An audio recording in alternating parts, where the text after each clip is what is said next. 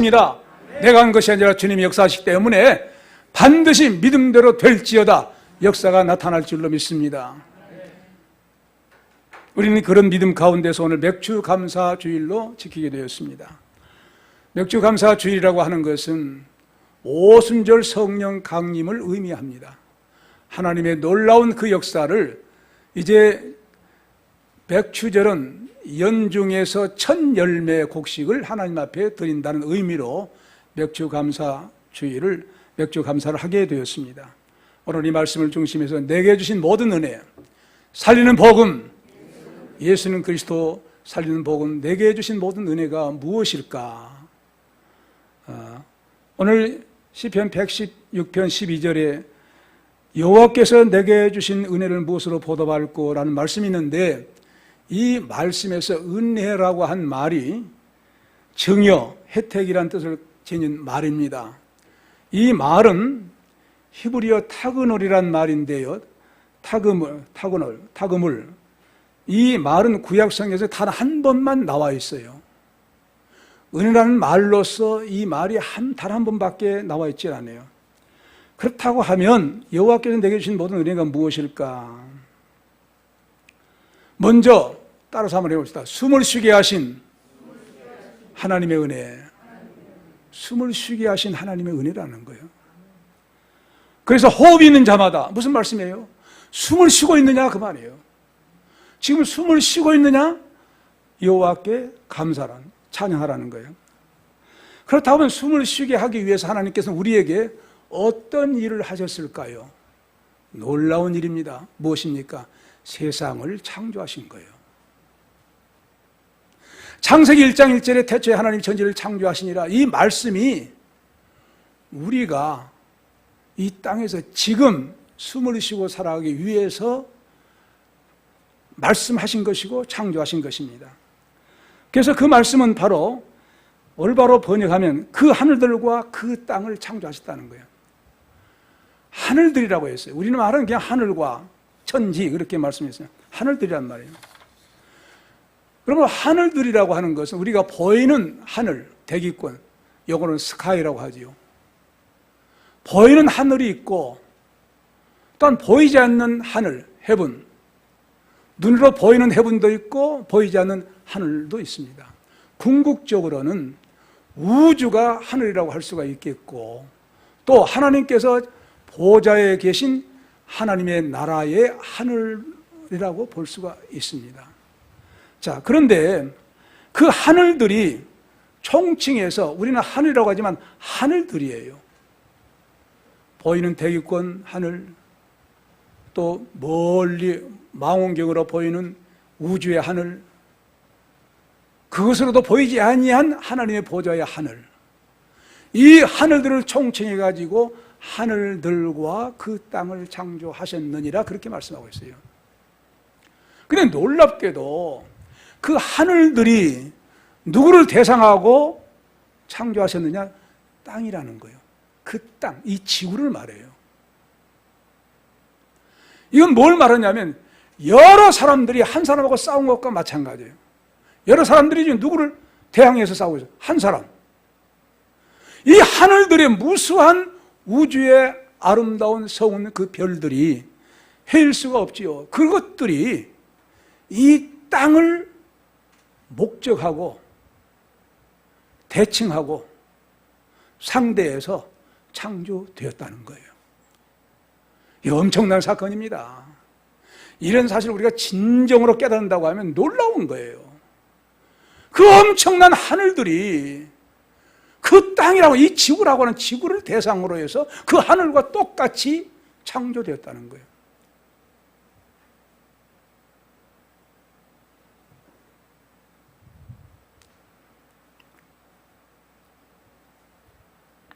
놀랍게도 그 하늘들은 남성 명사로 되어 있어요. 땅은 그러면 무슨 명사로 되어 있어요? 여성 명사죠. 신랑과 신부 같은 존재라는 거예요. 하늘들은 신랑 같다고 하면 땅은 신부라는 거예요.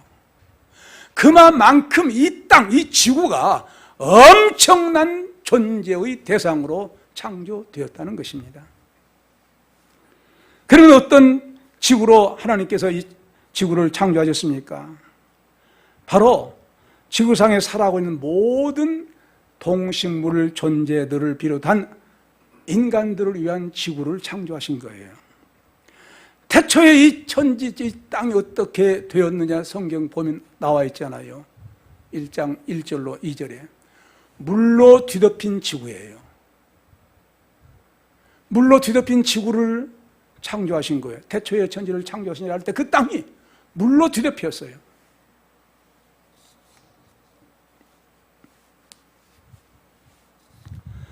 그래서 바로 지구의 땅에서 살아가는 모든 동식물들이 가장 필요한 것을 창조하신 주 하나님께서 먼저 첫째 날 그 뒤덮은 지구, 왜 지구에 물로 뒤덮인 지구에 물을 창조하셨을까요?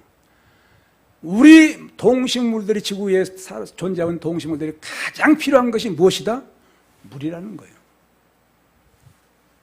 물이 가장 먼저 필요하기 때문에 물을 뒤덮인 지구로 창조하신 겁니다. 다른 항성에는 물이 없어요. 이게 놀라운 사실이에요. 모든 별들 물이 없어요. 지구만 물이 있어요. 왜? 물로 뒤덮인 지구라고 지구를 창조하셨기 때문에. 만약 지구상에 물이 없다고 하면 동식물들이 살아갈 수 있을까요? 또 빛이 없다고 하면 동식물들이 살아갈 수 있을까요? 그 다음에 또 공기가 없다고 하면 동식물들이 존재할 수 있을까요? 없습니다. 모든 동식물들, 그 어떤 것도 물, 빛, 공기 없으면 생존할 수가 없어요.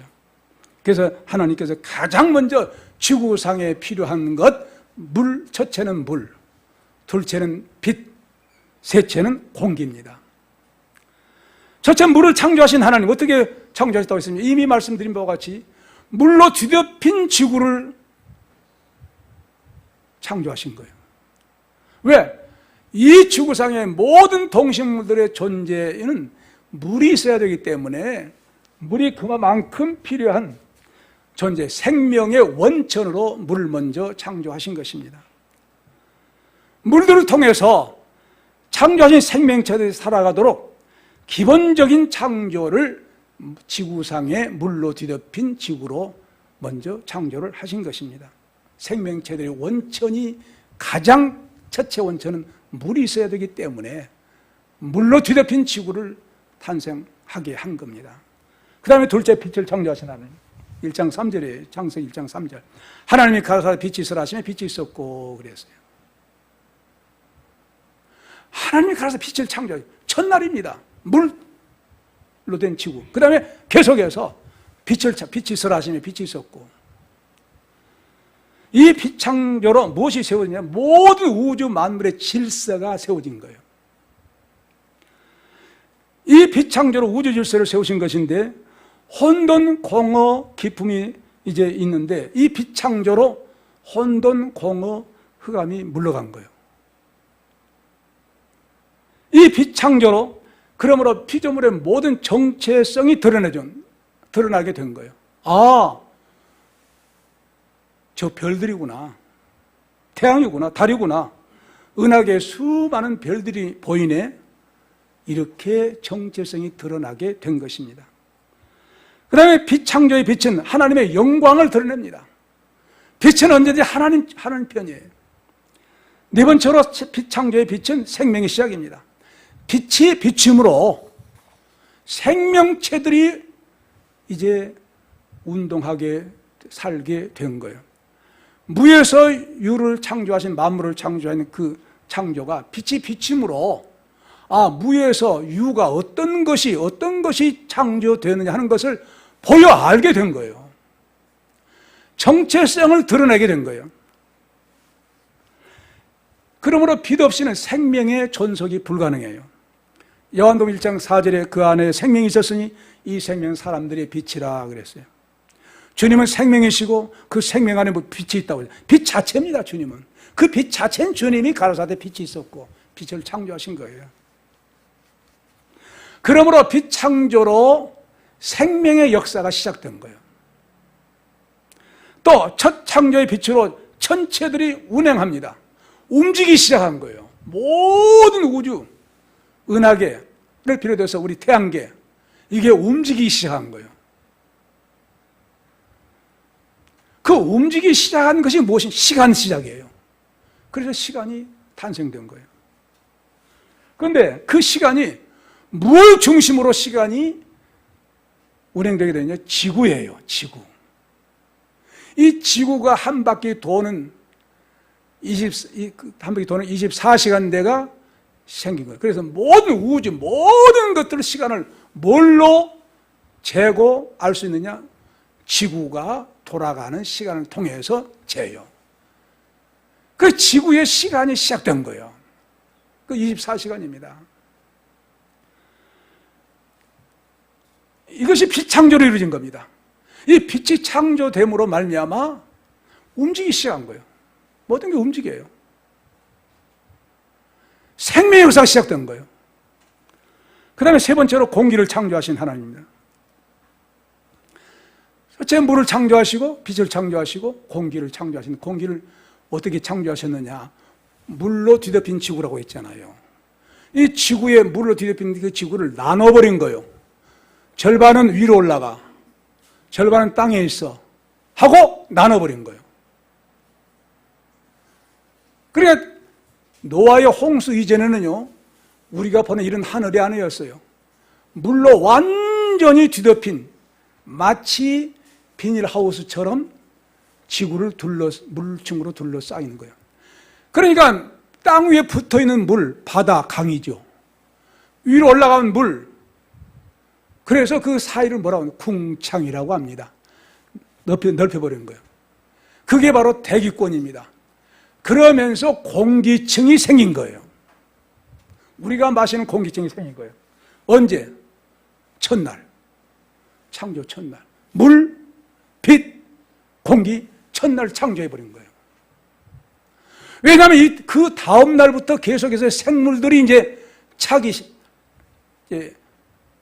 나오기 시작해요. 사람까지.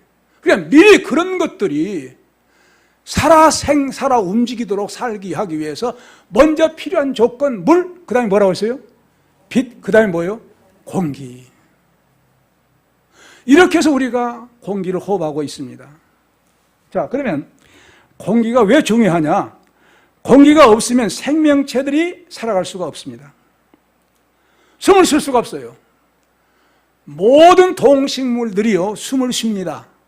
식물 숨을 쉬어요. 근데 공기 중에 있는 산소를 들여마시고 탄산가스를 내뿜는 일을 계속해서 하고 있어요. 식물은 탄산가스를 내뿜고, 우리는 들여마시고, 우리는 그 내뿜은 산소를 우리가 마시고. 그러니까 나무가 있는 산에는 산소가 좋지요. 공기는 우리가 2, 3분만 공급이 중단되면 당장 죽고 맙니다. 이런 공기를 우리 하나님께서 창조하신 줄로 믿습니다. 공기는 또한 어떤 특징이 있냐면 소리를 전달해요. 소리. 그러므로 공기가 없다고 하면 우리가 한 말이 사람들의 귀에 전달될 수가 없어요. 불가능합니다. 대화가. 그러므로 복음을 전할 수도 없어요. 예수님이 오셔서 복음을 증거해도 못 전해요. 공기가 없으면. 그러니까 미리 복음을 증거하기 위해서 먼저 창조를 하신 거예요. 예수님이 완성한 구원의 복음을 공기가 없으면 들을 수가 없고, 그 복음을 들을 수가 없으면 우리가 구원받을 수가 없지요. 듣게 할 수 있는 것이 공기예요. 또 공기가 없으면 불을 사용할 수가 없습니다. 불. 공기 중에는 일정량의 산소가 있어요. 산소가 없으면 불이 타지 않습니다. 지구 밖의 우주에는 공기, 산소가 없어요. 그래서 불을 태울 수가 없어요. 불이 있을 수가 없어요. 그 다음에 또 공기 특징은 공기가 없으면 새가 하늘을 날 수가 없어요. 물론 비행기도 날 수가 없어요. 비행기가 날아서 우리가 여행할 수 있어요? 없어요. 이것이 공기 때문에 이루어진 놀라운 사실입니다. 그 다음에 공기는 열을 보존하고 확산시키며 조절하는 중요한 역할을 합니다. 공기가 없다고 하면 에어컨 못 틀어요. 기능이 안 돼요. 안 돌아가요. 난방기구가 아무 쓸모가 없게 돼요. 이렇게 공기가 중요합니다. 그래서 공기가 없다고 하면 또 식물이 운동을 하지 못합니다. 동물들은 움직이죠. 동물도 움직이를 못해요. 공기가 있으니까 동물은 움직이고 식물도 움직입니다. 여러분 식물이 운동 안 하는 것 같죠? 합니다. 자, 그래서 우리가 먹기만 하고 운동하지 않으면 몸이 비대해지죠. 그 병이 많이 들죠. 움직여야 돼요. 사람은 움직일 동작 동물이라고 하지 않습니까? 우리 운동을 해야 돼요. 건강한 삶은 반드시 운동해야 될 줄로 믿습니다.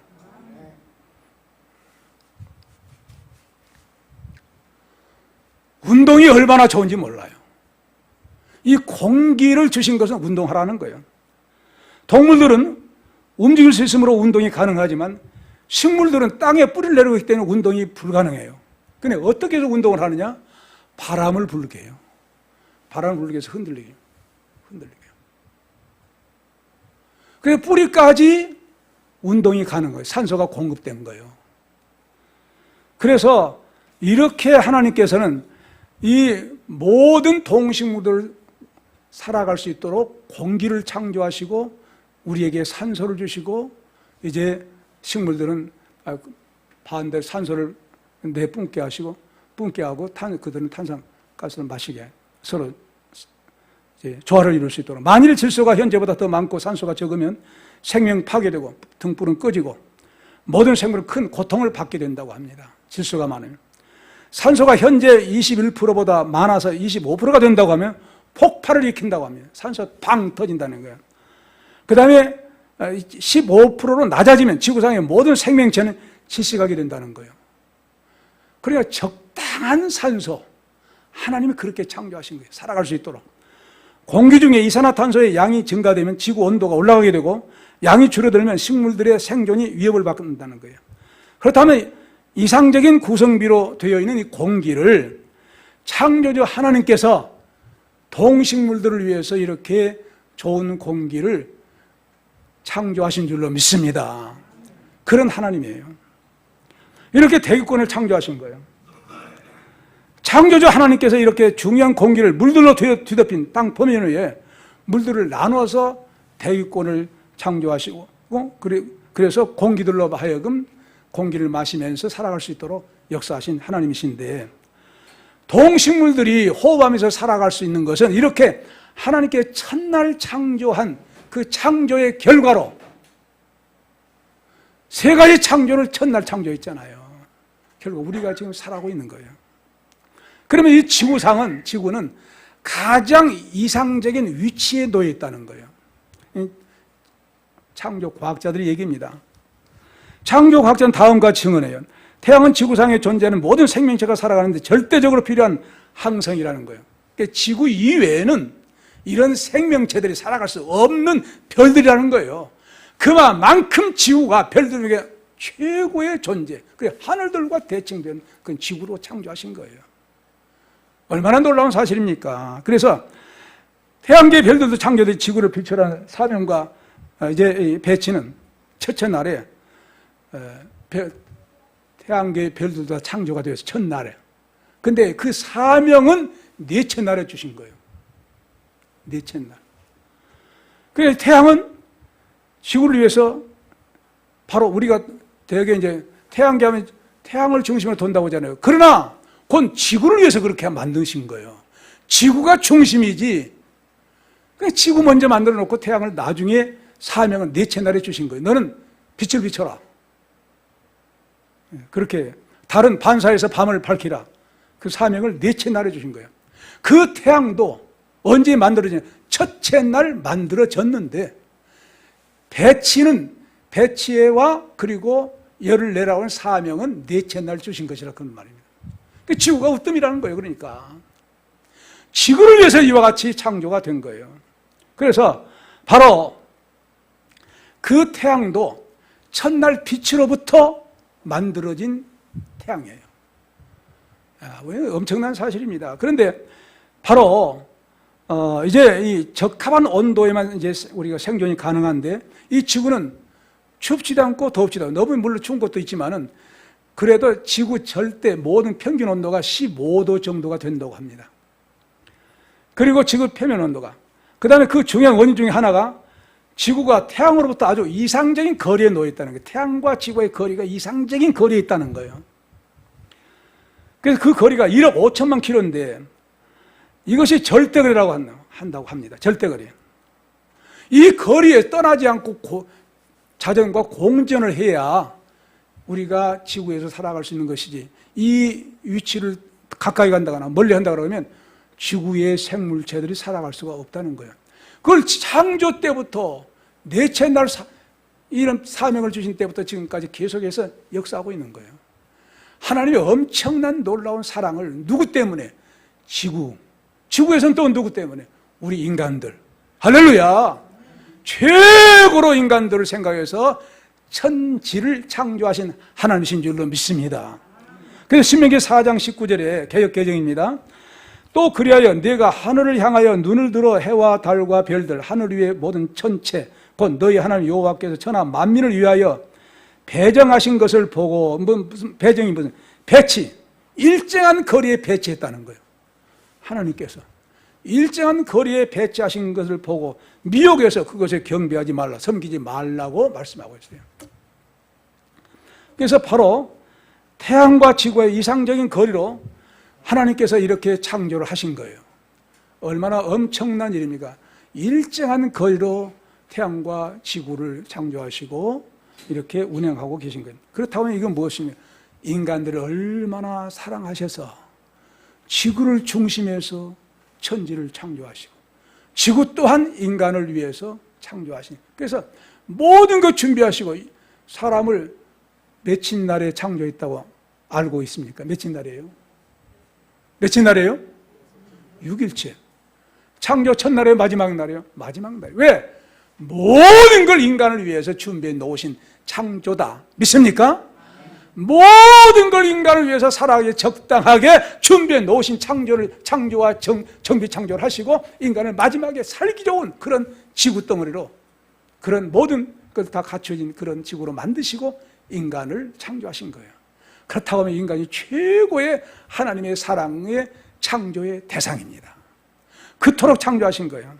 그래서 바로 우리가 이 창조의 목적 오직 하나, 좋은 환경에서 행복하게 숨을 쉬고 살아갈 수 있도록 하기 위한 것이고, 그래서 이사야 45장 12절에 내가 땅을 만들고 그 위에 사람을 창조하셨으며 그랬어요. 땅을 만들고 그 위에 마지막으로 인간을 만드셨다. 다시 말씀하고 있어요. 저는 서울밖 공원을 교회당에 오면서 때로는 밤중에 오기도 하고 그래요. 때 새벽에 오기도 하고 일어난 대로 와요. 대개는 이제 그렇게 해서 이제 교회 왔더니 몸이 안 좋더라고요. 그래서 저는 이제 꼭 3시나 3시 반에 일어납니다. 일어난 대로 준비해서 교회당에 와요. 그때 새벽 공기는요, 해가 뜬 다음에 7, 8시 차원이 달라요. 너무너무 그 새로운 맑은 공기를 마시면서 하나님 앞에 감사해요. 야, 이토록 지금도 이와 같이 첫날 그렇게 창조하신 하나님, 6일 동안 창조하신 그 하나님께서 지금도 이렇게 맑은 공기를 공급하시며 관리하신 하나님이시구나. 이제 식물들이 마르려고 하면 또 단비를 주셔.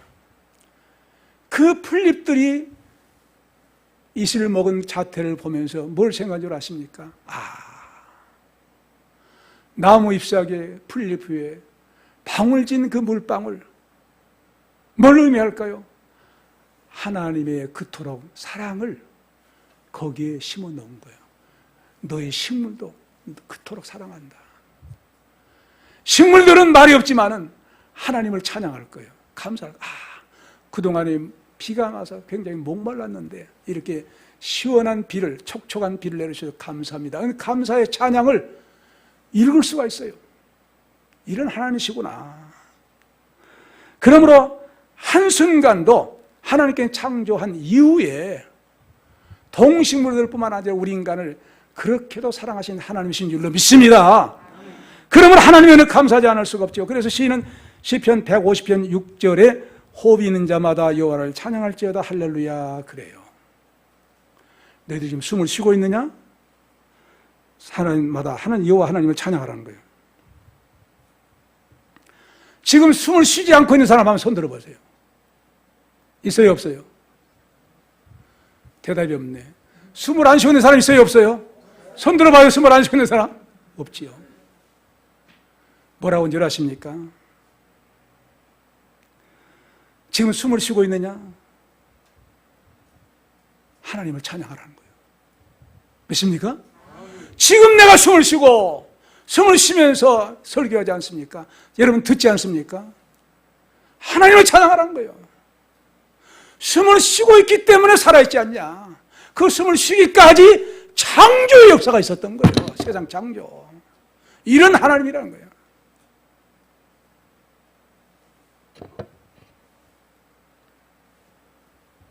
사랑하는 동료, 후배, 목사님 한 분이 지난 주간에 소천하셨어요. 제가 서울에 와서 개척했던 음마중앙교회를 물려줬던 이름을 바꿔서 순재감 교회 박용 목사님이에요. 68세니까 지금 청년이죠, 청년. 그분의 수용차에서 정심을 먹고, 부인은 계신데 상담학 교수예요. 대단히 열심으로 3호를 상담학 교수로 만들기까지 수고를 많이 하신 분입니다. 우리 교단 총회장도 됐어요. 그런데 정심을 잡수시고 나가셨대요. 저 머리가 아프다고 나가셨대요. 그 3시경에 연락이 왔다는 거예요. 돌아가셨다고. 차 정비하러 갔답니다. 가다가 굉장히 숨쉬기가 답답하니까 지나가는 행인에게 나 좀 연락해달라. 응급실 연락해달라. 그래서 연락해서 이미 오니까 숨이 끊어진 거예요. 어쩐 거예요? 숨을 쉬고 있었던 거예요? 못 쉰 거예요? 못 쉰 거예요. 그만큼 호흡이 중요해요. 지금 여러분들이 지금 숨을 쉬고 있다는 이 자체가요, 기적인 줄로 믿습니다. 하나님이 절대적으로 지금까지 보여줬던 놀라운 사랑의 증거지요. 숨이 끊어지면 가는 거예요. 하늘나라에 가는 거예요. 자, 그렇게 이 하나님께서 우리에게 너희들이 지금 호흡하고 있느냐? 숨을 쉬고 있느냐? 하나님 찬양하라는 거예요. 숨을 쉬고 있습니까? 어쩌라는 거예요? 숨을 쉬고 있는 우리 하나님께 찬양할 수 있기를 바랍니다. 박수 하나님께 영광 돌리시기 바랍니다. 하나님, 내가 지금 숨을 쉬고 예배 드리고 있으니 감사합니다. 하나님의 역사입니다. 하나님의 역사예요. 다음으로 나를 구원해 주신 하나님의 은혜 감사한 거예요. 13절과 14절 같이 다시 한번 읽겠습니다. 읽읍시다. 내가 구원의 잔을 들고 여호와 이름을 부르며 여호와의 모든 백성 앞에서 나의 서원을 여호와께 갚으리이다. 이 원문을 다시 번역하면 잘 보세요. 여러분들은 성경을 보세요. 내가 구원들의 잔을 들고 내가 여호와의 이름을 부를 것입니다. 14절. 내가 이제 그의 혹은 가령 여호와의 모든 백성 앞에서 나의 서원 혹은 약속을 여호와께 갚을 것입니다. 그런 말씀입니다. 자, 우리 개역 성경에서는요, 개역 성경뿐 아니라 모든 영어 번역 성경들도 내가 구원의 잔을 들고 그랬어요. 근데 원문은 내가 구원들의 잔을 들고 그랬어요. 구원들이라는 거예요. 이 구원이란 말을 구원이라고 할 때, 단 한 말씀으로 구원이라고 할 때는 우리가 영원히 예수 그리스도로 말미암아 구원받은 것을 의미합니다. 근데 구원들이라고 하면 좀 달라요. 내가 구원들의 잔을 들고 여러 개의 구원이라는 거예요. 또 여러 번의 구원이라는 거예요. 또 날마다의 구원이라는 거예요. 모든 우리 문제들의 구원들이라는 거예요. 그래서 구원들의 잔을 들고 그렇게 말씀하고 있어요. 자, 그래서 시편 116편 1절로 2절에서는요, 여호와께 내 음성과 내 간구를 들으심으로 내가 저를 사랑하는도다. 그 귀를 내게 기울여줬으므로 내가 평생에 기도하리로다. 그렇게 말씀하고 있어요. 그러니까 이 하나님 앞에 이제 하나님 사랑하는 그 이유는 간구를 들어주셨다는 거예요. 모든 기도를 들어주셨다는 거예요. 여러분, 하나님 앞에 기도하고 삽니까? 기도하지 않고 삽니까? 기도하고 살지요. 그런데 응답해 주신 것도 있고 응답해 주시지 않은 것도 있겠죠. 그렇지 않아요? 저도 마찬가지예요. 응답해 주시지 않은 것은 무엇 때문일까요? 더 기도하라는 거예요. 할렐루야! 더 기도해야 할 사명이 있다. 응답받기까지 기도해라. 믿습니까? 이 시간 응답받게 된 역사도 얼마든지 있지만 응답을 왜 내가 지금까지 기도했는데 응답을 보려 계신가? 더 기도하라는 거예요. 그 문제에 더 기도해야 돼. 기도하면서 하나님이 원하시는 무엇이겠습니까? 내가 하나님의 응답을 받을 만한 그릇으로 바꾸어지는 것을 더 원해요. 내가 은혜를 받았는데 더 열심히 기도하고 있는데 어쩌라는 걸까? 더 기도하라는 거예요. 내가 지금까지 성결한 생활을 해왔는데 죄를 지을 때마다 회개하고 더 거룩한 생활을 해왔는데 왜 응답하지? 더 성결한 생활, 더 거룩한 생활, 더 하나님을 바짝 가까이 가라 하는 하나님의 신호인 줄을 믿습니다. 그렇게 하나님께 우리에게 역사하신 거예요. 그래서 바로 이 은혜를 감사하면서 기도할 수밖에 없는 이유를 3절로 4절에 사망의 줄이 나를 두르고 음부의 고통이 내게 미침으로 내가 환난과 슬픔을 만났을 때 내가 여호와의 이름으로 기도하기를 여호와여 주께 구하오니 내 영혼을 건지소서 그랬어요. 이런 사실을 모든 생활 속에 하나님께서 응답해 주시고 구원해 주신 것을 감사해서 체험해서 뭐라고 합니까? 여호와는 은혜로우시며 의로우시며 우리 하나님은 자비하시다 하고 고백하는 거예요. 내 모든 문제, 부딪힌 문제가 많았는데 그 문제 하나하나를 하나님께 해결해 주시고 응답해 주셨구나. 그래서 우리 한 영혼이 구원받은 그 한 가지 유일한 그 구원뿐만 아니라 생활 속에 우리에게 어떤 문제들을 부딪혔을 때 하나님 앞에 기도했더니 구원해 주셨다. 그래서 구원 드리라고 한 거예요. 믿으시기 바랍니다. 그러므로 영혼뿐만 아니라 우리 모든 일상생활의 문제들에 하나님께서 해결해 주신 하나님, 그러므로 구원 드리라고 하면서 그 구원들을 기도했더니 응답해 주셨다. 그 하나님 찬양, 하나님 은혜로우시고 잡으신 하나님이구나 하고 감탄하면서 찬양한 것입니다. 116편 6절로 8절 같이 우리 한번 읽어보겠습니다. 한번 보세요. 같은 찾아놨으면 116편 6절로 8절 읽읍시다. 시작. 여호와께서는 어리석은 자를 보존하시나니 내가 낫게 될 때 나를 구원하셨도다. 내 영혼아 내 평안함에 돌아갈지어다. 여호와께서 너를 후대하심이로다. 주께서 내 영혼을 사망해서 내 눈을 눈물에서 내 발을 넘어집에서 건지셨나이다. 아멘. 그 어리석은 자들 중에라고 했어요. 어리석은 자가 아니라 어리석은 자들 중에 어리석은 자가 많다는 거예요. 자기 혼자. 그러므로 어리석은 자는 자기 혼자뿐만 아니라 인간들은 다 어리석은 존재인데 그 어리석은 자들을 하나님께서 보존해 주신다는 거예요. 그럼 어리석은 자는 이제 어떤 의미를 의미하느냐? 단순한 순진한 마음이 열린 그런 말입니다. 마태복음 5장 3절에 뭐라면 10년이 가난한 자. 이 차원을 얘기한 거예요. 10년이 가난하냐? 하나님께 반드시 10년 가난한 자를 채워주시고 응답이신 하나님이신 줄로 믿습니다. 이런 것을 고백하고 있는 거예요. 기도하니까 응답해 주시오. 하나님께서 어리석은 자들을 보존하시나 내가 낫게 될 때 나를 구원하시다. 보존하시다는 말은요 계속 지켜주신다는 거예요. 나와 여러분들을 지금까지 지켜주시기 때문에 오늘 호흡하면서 숨을 쉬면서 하나님을 예배하고 있는 줄로 믿습니다. 지금까지 보호해 주신 거예요. 그걸 말씀하고 있어요. 내가 낫게 될 때 뭘 말합니까? 비게 될 때 낮아진 심정을 말해요.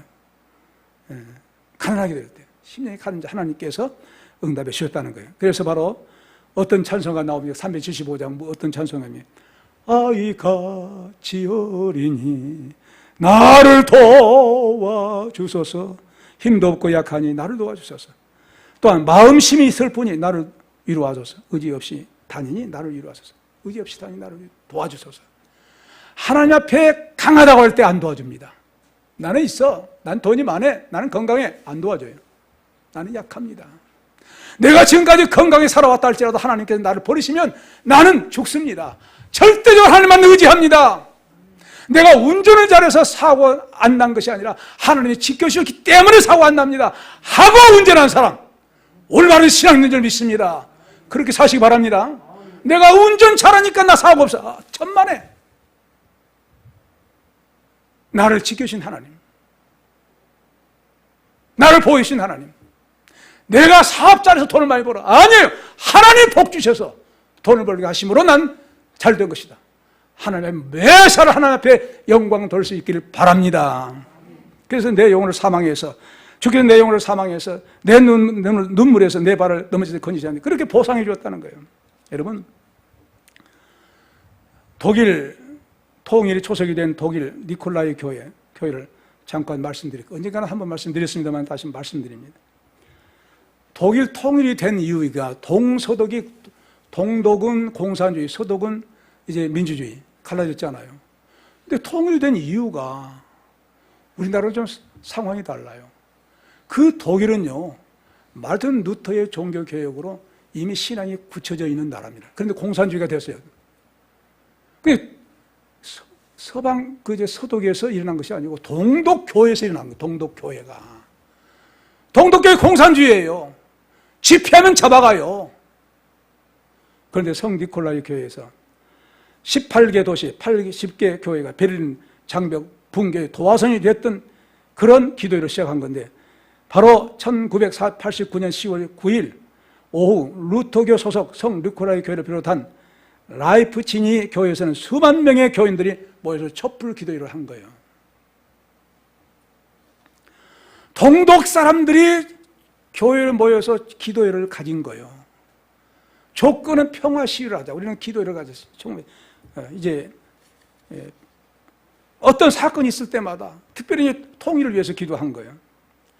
국제사회도 응원했어요, 당시에. 그런 가운데 피터 진버만 등 교회 지도자들은 시위대에 철저히 이제 평화 시위를 주문한 거예요.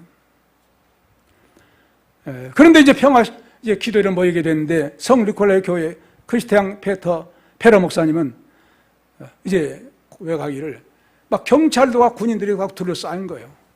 근데 그 평화스럽게 기도를 하니까 그들하고 대화를 한, 경찰과 군인들하고도 대화를 한 거예요. 같이 참여해버린 거예요. 그리고 그들은 기도가 끝나니까 간 거예요. 전혀 문제가 없이. 그 기도회는 놀라운 하나님의 강력한 역사로 이루어졌다는 거예요. 그런 다음에 이듬해 3월엔 동독 자유선거가 오게 되는, 그래서 베를린 장벽 붕괴로 이어졌고 자유선거가 이루어져서 독일이 통일된 놀라운 역사가 이루어진 거예요. 무엇 때문에? 교회, 동독 공산주의 세계소에 있는 교회, 기도회가 열려서. 여러분, 우리나라가 무엇으로 세워졌다고 했습니까? 이승만 대통령의 주재하에서 첫 국회가 대한민국이 탄생되면서 이윤영 목사님의, 감리기 목사님의 기도로 이 나라가 탄생된 거예요.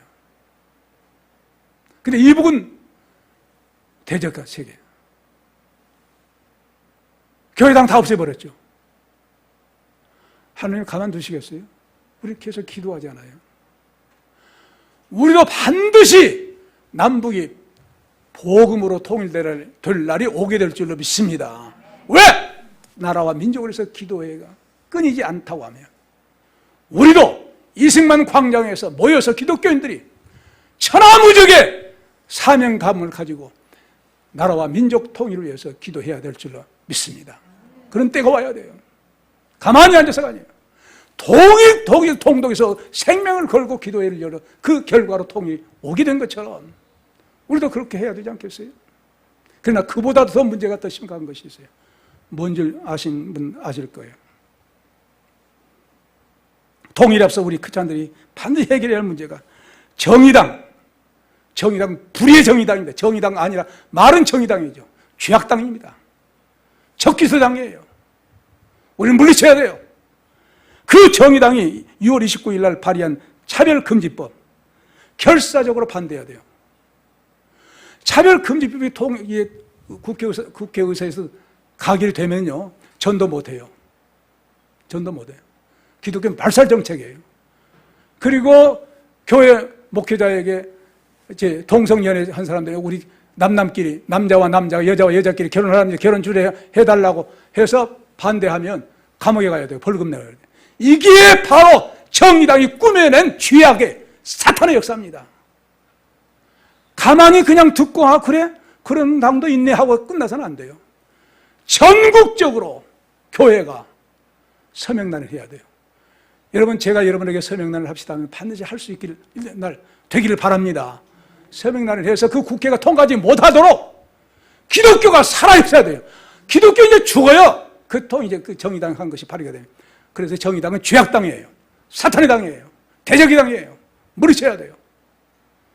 반드시 예수의 이름으로 이런 모든 죄악들이 물러가는 역사가 이루어지기 위해서 열심으로 우리는 나라와 민족을 위해서 기도할 뿐 아니라 행동에 옮겨서 이 나라를 자손만대 기독교 복음화되는 대한민국으로, 그래서 통일되는 그런 역사를 이루어 나갈 사명감을 가질 수 있기를 바랍니다.